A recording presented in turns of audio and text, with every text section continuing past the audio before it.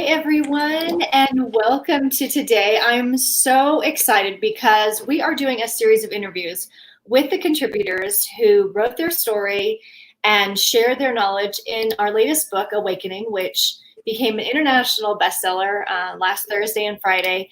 Eleanor, you're kicking us off. Thank you so much for joining me. And thank you so much for having me. It's wonderful. I love this. This is something that's very close to my heart, and I love talking about it. Perfect. So let us know where you're joining us from. I'm from Sweden, and I'm in the north of Sweden, and it's quite lovely here. It's quite calm and peaceful. Yes, I can tell that from your photos. I'm like, oh yes. I almost feel like I have an idea because it looks so peaceful and so much nature. All your horses, all your animals. You have peacocks, yes? Yeah. Lovely. So, Eleanor, you wrote your chapter on the new generation of children, yes? Yes, I did. And it's because I'm an indigo myself. And being an indigo in a world like this, it can be a handful because you see through the system and you see through all the lies in the system that we live in. So it's been a mission of mine for quite some time to teach everyone about indigos, about crystal children, about rainbows, so that they will have the best possible upbringing, and that people would understand them, because that's something that I, all my life, I have felt like people haven't really understood me. So being misunderstood is a huge theme. Yes. So when did you know, or when did you discover, when did you feel like you were clear that you were an indigo? When did that happen? I was pregnant with my first child, Adrian, and I always felt like he was special during the pregnancy. I felt that it was another kind of energy. And this was 2001. And when I started reading about the new generation of children. But the problem then was that there was only things to read about indigos. And I didn't understand then that I was the indigo. But of course, that literature helped me understand who I was, because the indigo, they are much more fierce. They are the warrior energy. They are the ones that are not taking no for an answer. And he was really, really soft, really balanced and harmonious, and just loving life, loving nature, loving animals. And he has never been of that warrior spirit. So that was why, when I understood that he was different than me.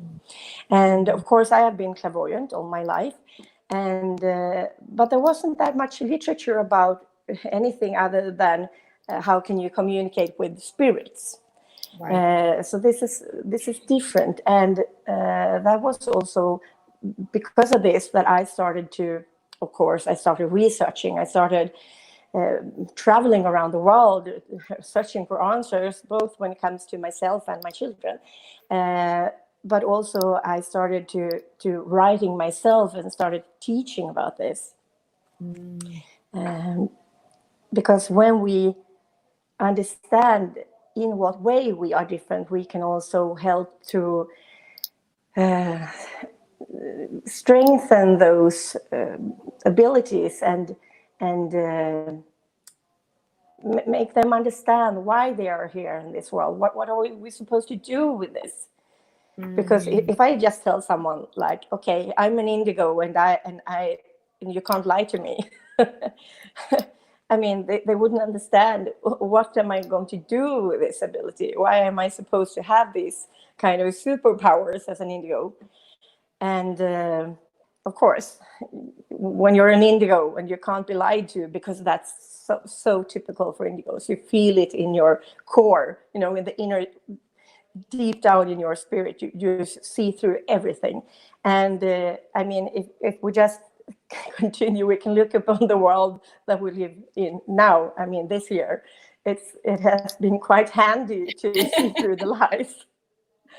You're like right there and over there again. Yeah. So let's do this. Let's imagine that those who are listening, maybe they haven't even thought about if their child is a specific type, right? How do you find out? How do you determine if your child is an indigo or a rainbow, or how would you recommend that? Yeah. As a clairvoyant, I can actually see the different patterns in the auric field, and there are similarities in the pattern between these kind of types of the new generation. So the indigo has a certain indigo color in the auric field, for example. But when it comes to the different traits, the indigos, they are often the leaders, they're often the way showers, and they're often in the leader positions. They are, well, as I said, you can't lie to them. But the thing with them also is that they're very sensitive. They're often very psychic and intuitive. And they also have, they are really sensitive to toxins and to sugar. So for myself, that is something that I have been struggling with my whole life, the sugar addiction. And that is typical for the indigos. And many indigos too, they are, because of this, they feel that the world, there's a disorder in the world, and they feel like they are here to change it. And that's also what they are supposed to do. We are supposed to see through this and change it. But if you don't have the tools and understanding to it, this can also lead to depression. Since if you feel that it's overwhelming. Yeah. So that is quite typical for the indigo. And if I would tell you that a typical unbalanced indigo is quite angry. Angry and forceful. They are not that easy to deal with when they are unbalanced. Just ask my husband. No. No, but the thing is, they are.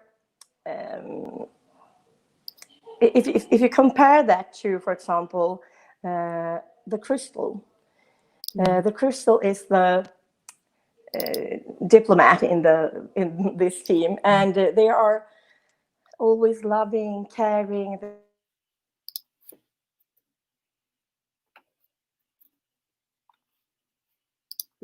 Hold on, I think I lost you. The indigo, they are going to war, and the crystal, they want a peaceful resolution.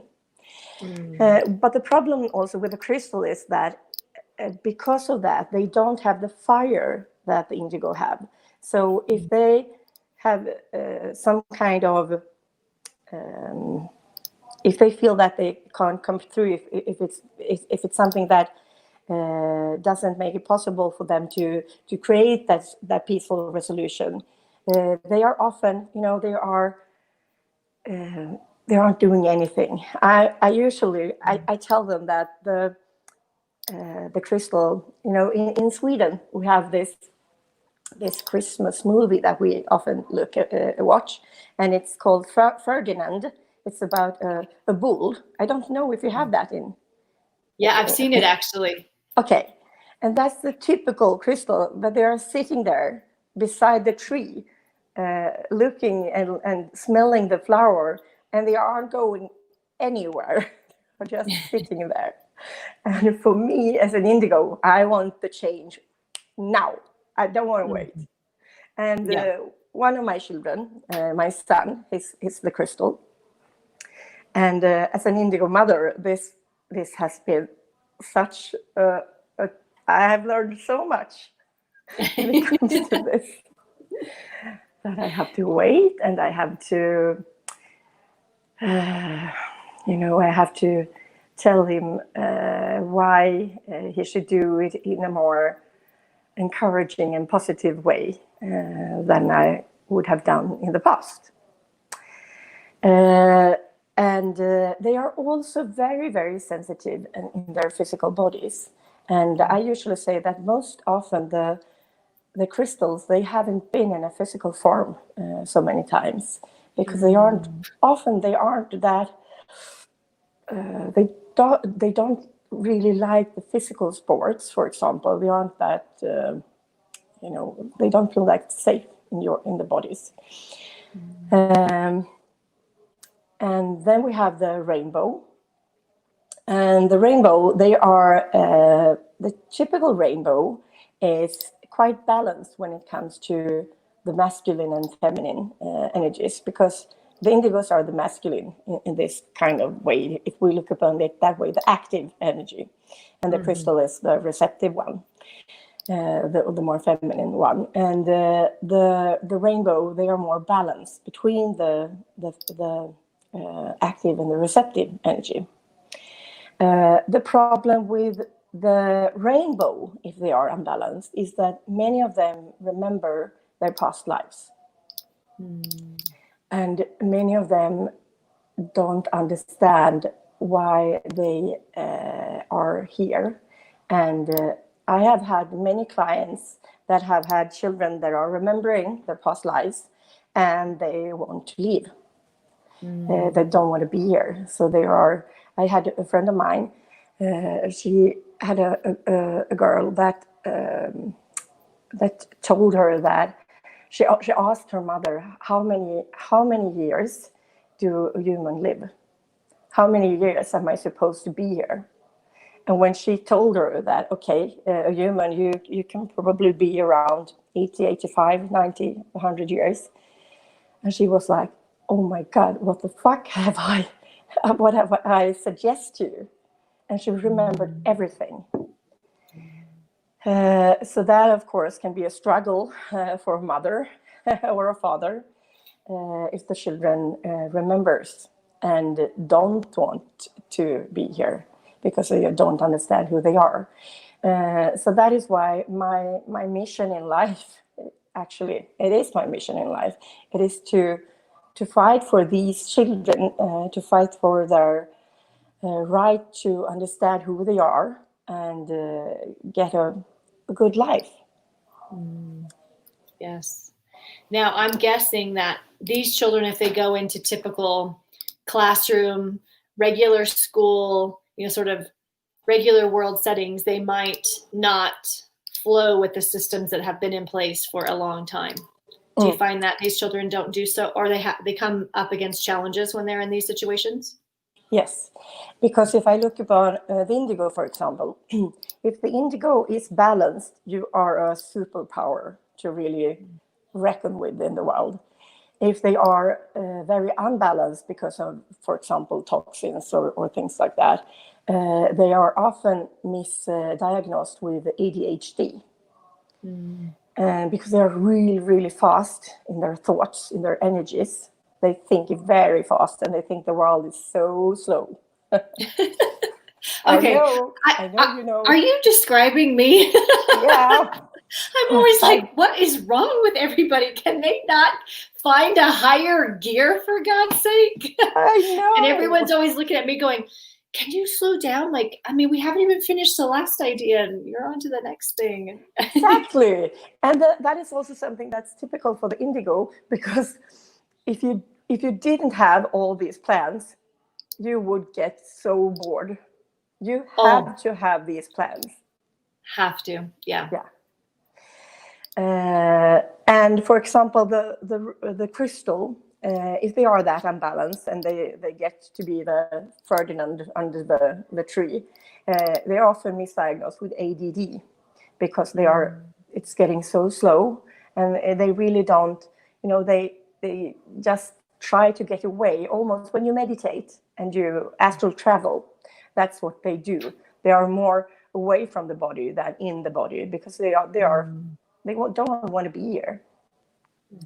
And I think it's important to understand these things, because it's also, I mean, when I speak about it this way, and I tell people sometimes that it's easy to heal this, to get this balanced.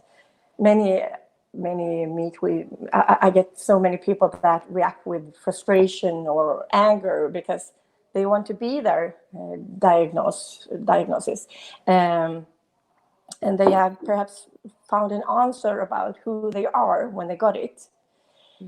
But it is easy to balance this when you understand who you are, why you are here, what you are supposed to do with these superpowers. I mean, once I worked as an editor at this company, and I finished all my work, well, in perhaps 3 hours, and the rest of the crew had 8 hours. And I asked my chief, no, my boss, if I could go home earlier, if I could do something else, and he just told me to work slower, more slowly. Yeah. And I was like, are you kidding me? Am I supposed to work like they are? I can't do this. I'm going to die. I can't do this.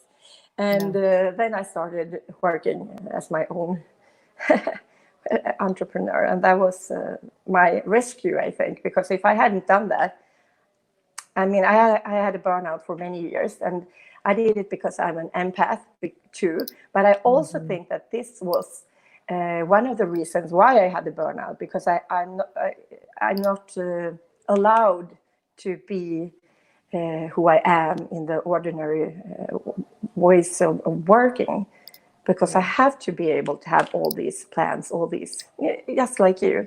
And if I'm not allowed to do that, I get so tired. I can't continue. Yeah, that's the funny thing. It's almost like it exhausts us when we can't have multiple things going and ideas flowing. Yeah. Now, let me ask you this. You had said that indigo's off, like sugar is sort of our issue, right? So it's detrimental, but also it can be the thing that we want and we crave. What about for rainbow and crystals? What are some foods or things that are really good or not so good for them? Okay. What I see in the crystals is that they are often they have almost the same reactions. The indigo are much more into the sugar thing than the crystals. They aren't. That was something that I learned when it comes to my son, because he could have like this candy for forever, and he didn't want to eat it. I was like, I would have eaten it in a second. Right. But the thing with them is that they often react really, really badly when it comes to, for example, vaccines and that sort of things. And we have to be very careful when it comes to aluminum and all kinds of toxins. We have to look into what's in those ingredients. What are they reacting to? Because what I see when it comes to the crystals is that they get very severe reactions in their bodies, much more when it comes to the indigo. The indigo get more reactions when it comes to the emotions, when it comes to the mind, than the crystal. Because the crystal, it's really focusing upon their bodies, and they get really ill. They have all kinds of autoimmune diseases, for example. And this is something that we need to address, and to be aware of the need to eat organic food. We have to stay away from gluten. We have to stay away from sugar, and to understand how it affects us and why. So that is what I have been understanding during all these years. And what we also have to be aware of, it's And what I have written about in the book Awakening is the pineal gland, because all these personalities or energy personalities or new children in the block, they have active pineal glands and they astral travel a lot. They are really, really awake, and they are old souls. And what we have to do then is that we have to protect the pineal gland, because the pineal gland is what we use when we astral travel. It's our ET phone home button. We have to have that intact and healed so that we can stay in contact with the higher realms, with our spirit. And that is when I started as a spiritual teacher, so it's like 10, 15 years ago. And I have been spiritual all my life, but I started full time then. It has been such a focus upon just channeling, just contacting the higher energies, just focusing upon meditating. And what I understood, because I started channeling also a group of angels, a new group of angels that's called the Stellar Angels.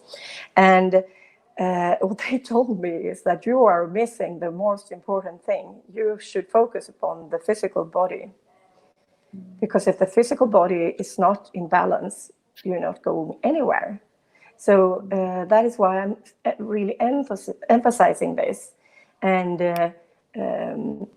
that we have to heal the pineal gland. We have to, and for example, when it comes to the pineal gland, it gets calcified because of when we use fluoride. And this is not some lunatic theory. This is something that we know. There are studies that shows this. It gets affected when we do that, and that is also why I am so. It's so important for me to discuss, for example, vaccines, because when we use vaccines, there are certain ingredients in them. For example, polysorbate is one of the ingredients in the adjuvant, and what happens is that it opens up the blood-brain barrier. Mm-hmm. It gets it more. It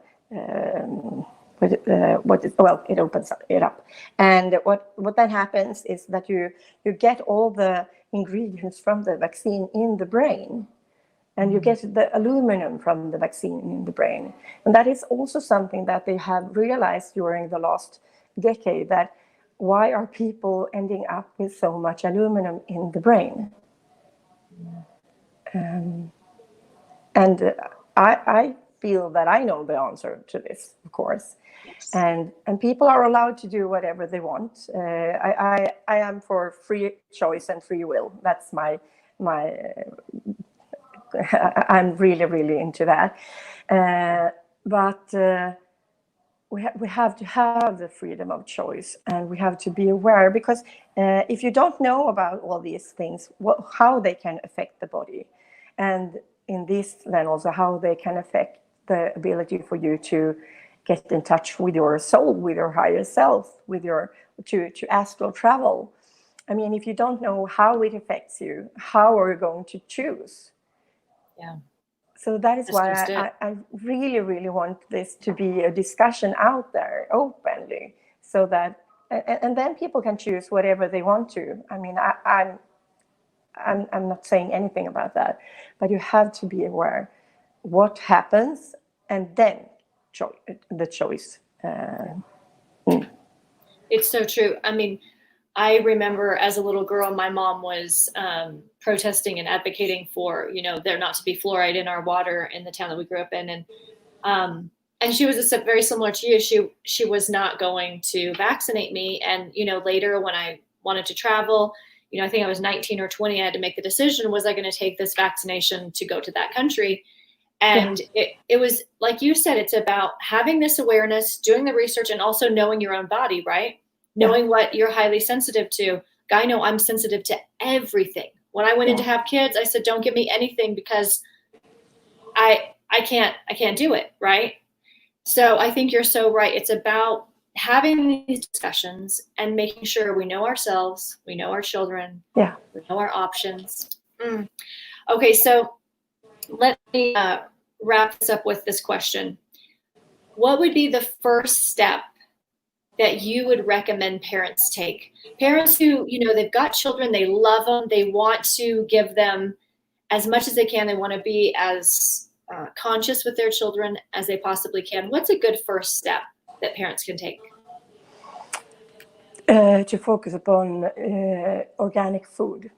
Organic food, because all the toxins, for example, glyphosate in the food, it's destructive when it comes to these new kids.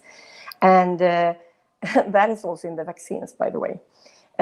So if you choose organic food, if you choose to give them as little sugar as possible, perhaps also choose to get rid of the gluten, because the gluten, there are so many studies about that too. But if you know the indigo, they are often also gluten intolerant. And this is such a big subject. So what they can also do, what I recommend everyone to do if they are interested in this, is to also research the MTHFR gene. It's often called the motherfucker gene because it's the letters, it's in that order, the MTHFR. And because that is also a gene that I'm quite certain is that